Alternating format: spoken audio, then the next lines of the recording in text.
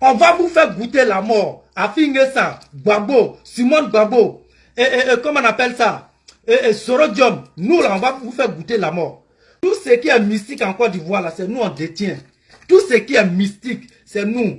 Il n'y a pas, il n'y en a pas, il n'y a pas, il n'y en a pas un autre ethnie qui est plus fort en mystique que nous. Mais on va vous montrer. Pour vous, on est dans un régime de violence en Côte d'Ivoire aujourd'hui? Les images ont été diffusées du pauvre Kwaku Djabia qui a été jeté dans un véhicule de force. C'est à la fondation Konrad Adenauer, qui est une fondation pour la paix, créée par M. Adenauer après le drame de la Seconde Guerre mondiale, qui est financée par l'État allemand, qui nous aide dans les formations pour les élections, etc. Le petit était là, il parlait avec un vigile, un véhicule noir qui traînait là depuis 16h35 est arrivé. Vous avez vu les images? Des gens en tenue civile, en hoodie, etc., qui sont armés, ils s'approchent. J'ai le témoignage du vigile, on a flouté son visage parce qu'il paraît que les gens le cherchent, et où ils ont dit, si tu parles en tabac, il a essayé de s'interposer.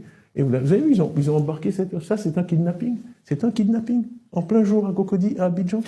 On a un peu de mal à croire en tout ça lorsque l'on sait les circonstances dans lesquelles le président Alassane Ouattara est arrivé aux affaires, il a subi les mêmes pressions. On ne sait pas où ce jeune homme est. Jusqu'à ce jour? Nous ne savons pas, nous le PNC, on le cherche.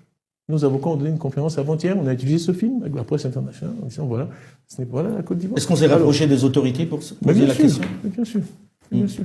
La Fondation Adenauer, qui est quand même importante, a écrit au ministre de l'Intérieur, a écrit au ministre des Affaires étrangères, a écrit à l'ambassadeur d'Allemagne, a écrit à l'ambassadeur de l'Union européenne, a écrit à l'ambassadeur de France. Donc le silence de tous ces gens-là passe à des enlèvements extrajudiciaires. On a enfin les images. Le petit Ousmane Chérif, ils sont allés attaquer sa maison la nuit, encagoulé. J'ai dû l'extraire, il est au Ghana aujourd'hui, protégé par mes amis. On avait des fuites, les menaces sont constantes.